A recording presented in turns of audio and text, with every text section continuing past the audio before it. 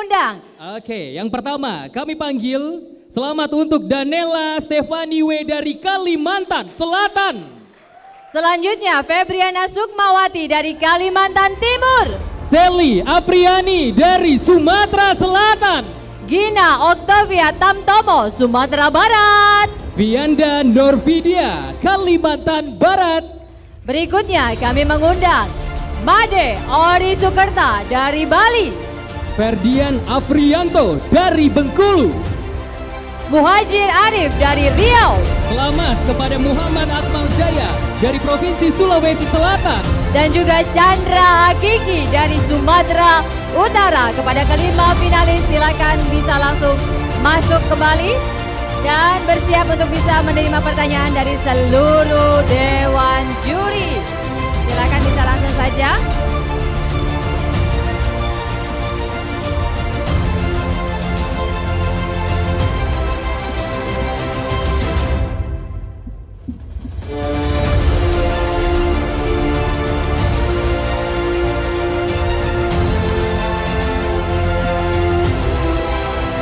Inilah top 5 dari Putra Putri Maritim 2022 yang datang dari berbagai wilayah di tanah air. Baik, untuk yang pertama kami langsung panggilkan Danella Stefani dari Kalimantan Selatan dan juga untuk Putra Bade Ori Sukerta dari Provinsi Bali. Ini semakin deg-degan ya kalau sudah 5 ya. Kamu dulu gimana? Waduh, ini posisi benar-benar nggak ada nyawa rasanya ya. Sudah Karena mulai saking melayang. deg-degannya waktu itu. Baik, silakan kepada kedua finalis. Baik, Danella dan juga Made Ori dari Bali, silakan mengambil tempat. Berkenan kepada Ibu Wik Heri Ahmadi untuk bisa memberikan pertanyaan kepada kedua finalis yang pertama.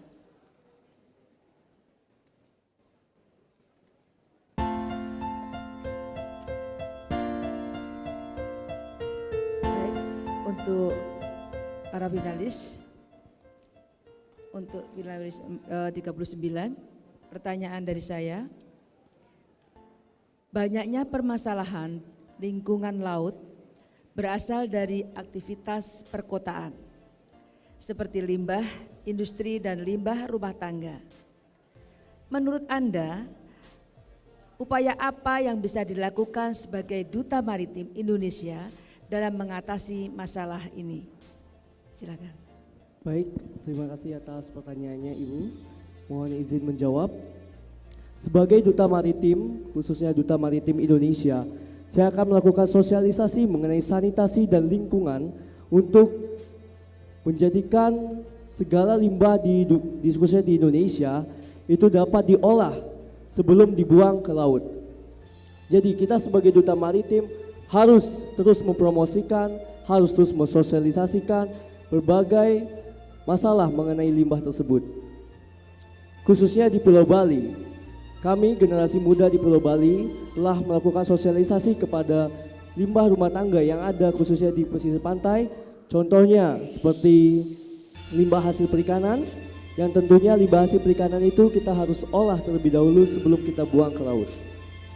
Kemudian terdapat limbah plastik hasil produksi berupa produksi makanan, yang dimana kita membuat kerajinan dari barang plastik tersebut dan kita buat itu untuk diolah kembali dan dijadikan produk-produk yang dapat memiliki nilai jual yang tinggi. Terima kasih.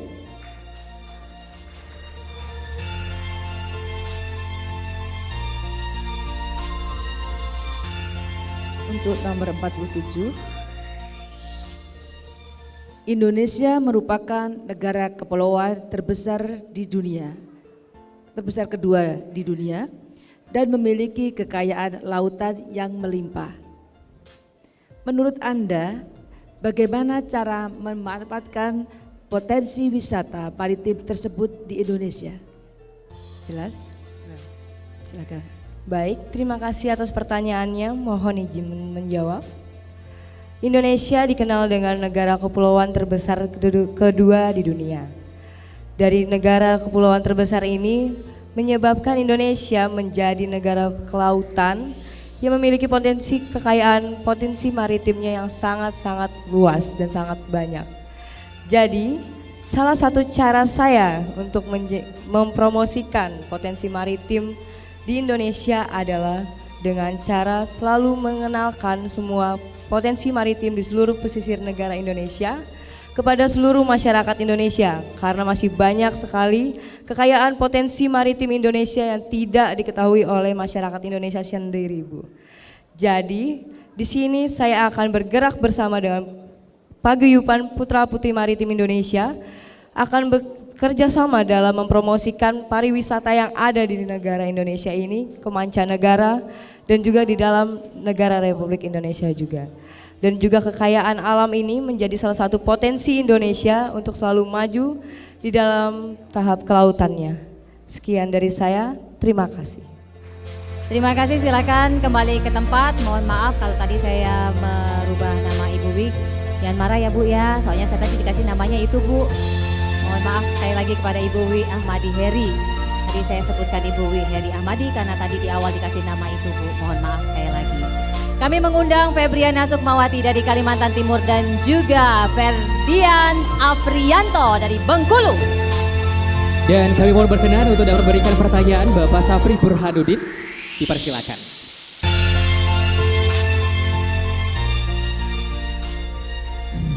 Kita sudah masuk 5 besar ya, 5 pasang. Yang pertama khusus untuk nomor 13 dari Ferdian Bengkulu. Pancasila adalah pedoman hidup bangsa Indonesia dalam bernegara. Menurut Anda, bagaimana cara menumbuhkan karakter Pancasila dalam diri generasi muda? Silakan. Baik, terima kasih atas pertanyaan. Izin menjawab Bapak. Menurut saya untuk meningkatkan rasa cinta terhadap Pancasila sebagai ideologi negara adalah menciptakan rasa bela negara. Untuk peduli dengan lingkungan sekitar, mulai dari diri sendiri, keluarga, dan juga lingkungan. Dan menurut saya, aksi untuk mempercayai atau menjaga ideologi ini harus dimulai sejak dini. Dan harus diedukasi dan juga disosialisasikan. Karena menurut saya, hal ini berpengaruh dengan pendidikan Indonesia. Karena Pancasila sebagai dasar, maka pendidikan juga bisa menjadi dasar untuk meningkatkan rasa cinta terhadap Pancasila. Karena Nelson Mandela pernah berkata, education is the biggest weapon we can use as a tool to change the world. Terima kasih. Kita lanjut ke nomor 4 ya, Kalimantan Timur. Bagaimana peran putra-putri maritim terhadap perkembangan teknologi informasi untuk ikut andil dalam ketahanan dan kedaulatan maritim Indonesia? Silakan. Peserta 44, nomor 44. Boleh minta untuk diulang lagi pertanyaannya Bapak? Bagaimana peran putra-putri maritim terhadap perkembangan teknologi informasi untuk ikut andil dalam ketahanan dan kedaulatan maritim Indonesia? Baik, izinkan saya menjawab Bapak. Silakan. Peran putra-putri maritim untuk ikut andil dalam mempertahankan kedaulatan di Indonesia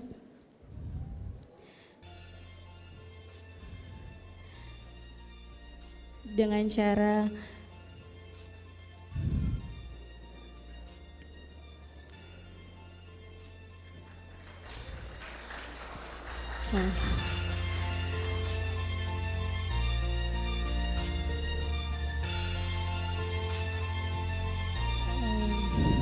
mohon maaf Bapak.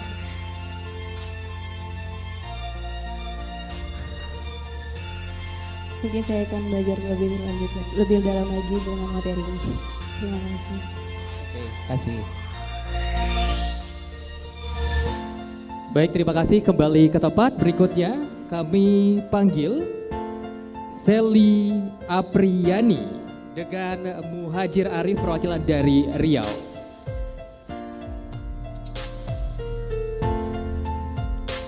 Berkenan untuk memberikan pertanyaan, kami persilahkan kepada Ibu Feli Yudi Krisnandi. Selamat malam. Saya mau ajukan pertanyaan untuk calon duta maritim pria 05. Anda tahu ya kita Indonesia tuh sangat luas. Benar. Penduduknya sangat banyak Betul. dengan tingkat pendidikan yang juga sangat lebar. Benar. Konsep ekonomi biru ini bagus sekali, tapi kompleks. Mungkin pemahamannya tidak sampai ke masyarakat luas. Apabila Anda terpilih jadi duta maritim, apa cara Anda untuk membawa konsep ini supaya mudah dipahami oleh masyarakat kita yang tingkat pendidikannya juga sangat beragam? Terima kasih. Baik, terima kasih pertanyaannya Ibu. Mohon izin menjawab.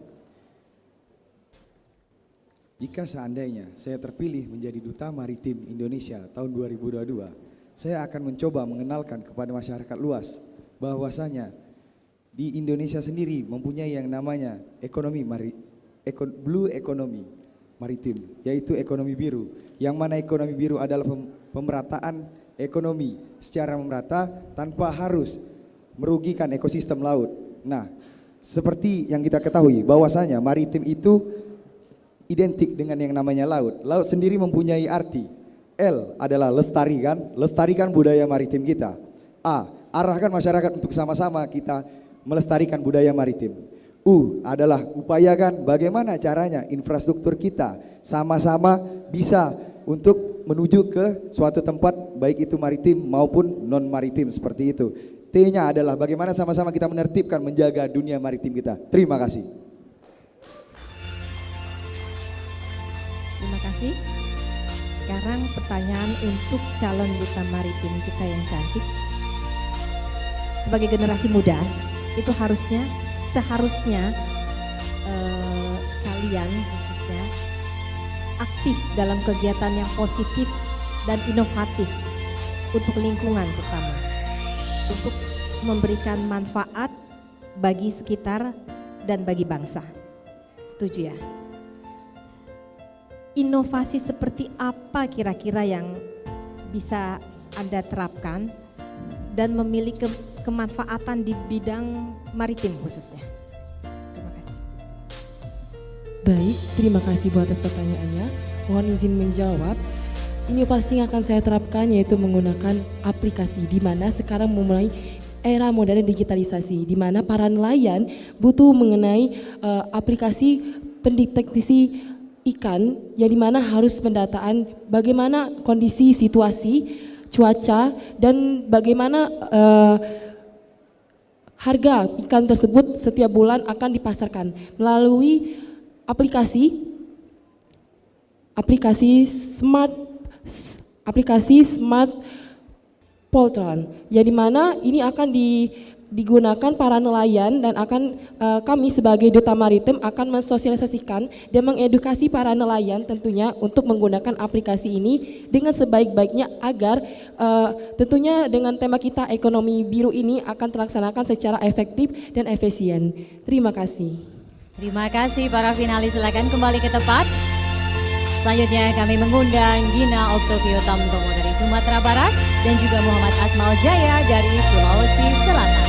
Dan kami mohon berkenan untuk dapat memberikan pertanyaan Ibu Sri Supardi Bahlil.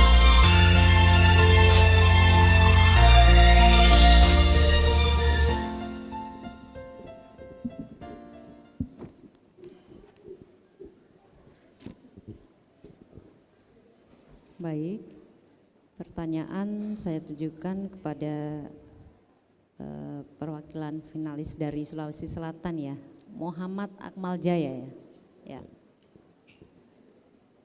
Menjalankan prinsip ekonomi berkelanjutan penting untuk memastikan pertumbuhan ekonomi yang terus berlanjut dari waktu ke waktu dan tidak membahayakan kemampuan generasi mendatang untuk memperluas kapasitas produktif.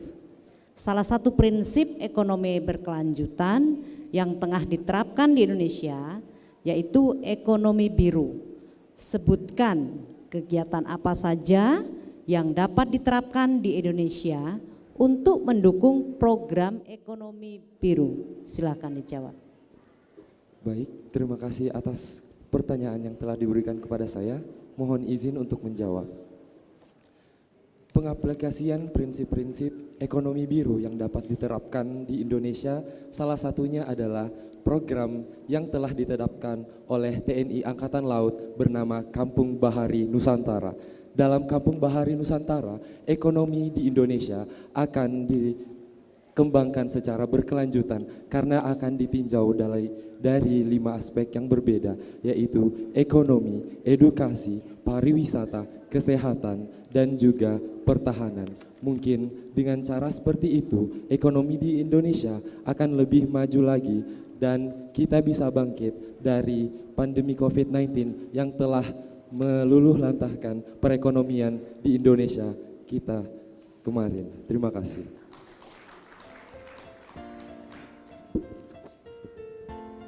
Terima kasih atas jawabannya. Selanjutnya pertanyaan saya tujukan kepada finalis yang cantik nomor 9.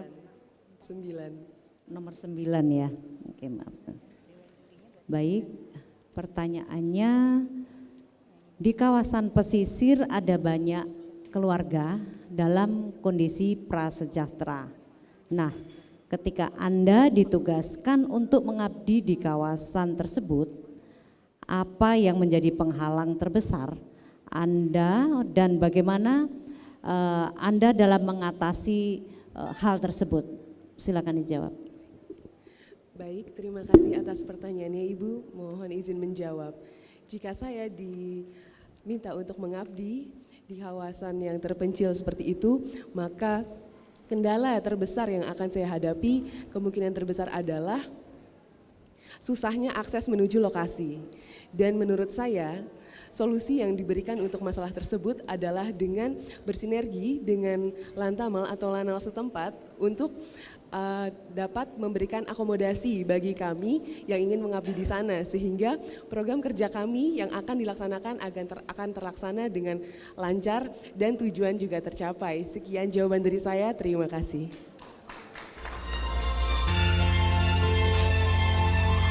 Baik, silakan kembali ke tempat. Berikutnya kami panggil sepasang terakhir yang menjadi 5 besar putra putri maritim Indonesia. Kami panggil Vianda Nurvidia dari Kalimantan Barat, kemudian Chandra Hakiki dari Sumatera Utara. Dan kami mohon berkenan dapat memberikan pertanyaan Bapak Brigjen TNI Mar Dr. Hermanto SEMM CSPA. Baik, yang terakhir ya, mudah-mudahan ini bisa menjawab semua ini. Dari 04 Sumatera Utara,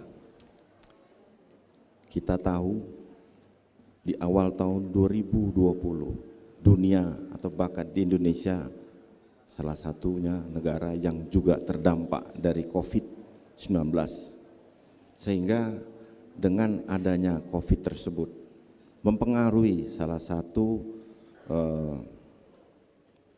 andalan Indonesia itu adalah mempromosikan pariwisata. Fakta mengatakan bahwa Indonesia salah satu destinasi pariwisata yang paling asik. Kita tahu ya di Bali yang biasanya penuh di bawah 10% akibat dampak COVID tersebut. Itu yang sudah terkenal. Nah, ini bagaimana sebagai duta pariwisata maritim ya mampu atau tidak, atau bagaimana cara mengenalkan ya, tempat-tempat wisata yang belum terkenal secara global. Kalau Bali sudah, yang belum terkenal. Nanti kira-kira bagaimana upaya yang dilakukan? Terima kasih atas pertanyaannya Bapak. Izin menjawab. Sekarang perkembangan teknologi sangat pesat, sangat cepat.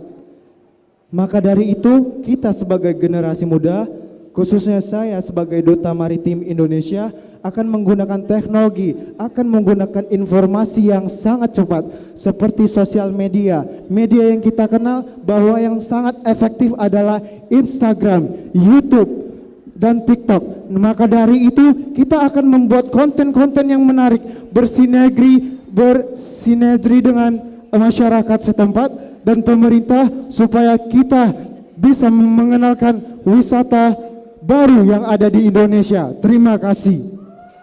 Luar biasa. Ya, terima kasih, jawabnya excellent. Kemudian yang berikutnya nomor 42. Halo Kalimantan Barat. Ya. Siap ya Pak. Dinda, ini kan kita sudah terlibat dalam kegiatan pemilihan ya putra-putri maritim Indonesia. Tentu nanti kembali membawa pengalaman, membawa cerita. Ya tentunya nanti sebagai duta maritim sudah menambah wawasan, punya kemampuan yang sudah diberikan, diturunkan ilmunya itu.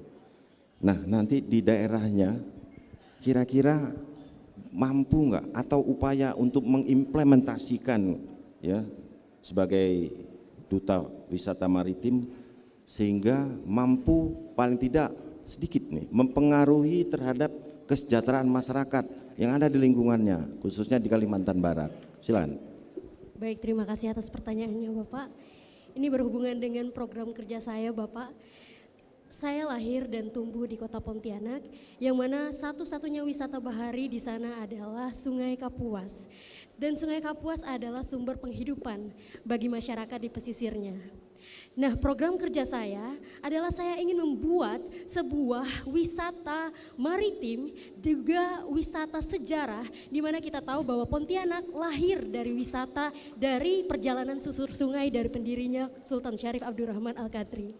Nah, saya ingin memperkenalkan para pemuda untuk bisa menjaga lingkungan dengan melakukan pembuangan sampah di pesisir sungai, kemudian dilanjutkan dengan wisata susur sungai, kemudian kita lanjut ke wisata mangrove yang ada di sana dan kita memancing bersama. Dengan begitu, kita telah melaksanakan berbagai aktivitas dalam sekali jalan, kita dapat berkontribusi walaupun hal kecil karena saya yakin bahwa the big step needs the little step or the small step to begin. Sekian dari saya. Wah, luar biasa. Terima kasih. Mudah-mudahan programnya Angkatan Laut, bersih-bersih pantai, kemudian mangrove, sehingga itu jadi paket pariwisata dengan kehadiran adik nanti bisa menambah ya. Oke, terima kasih. Terima kasih sekali lagi kepada finalis terakhir.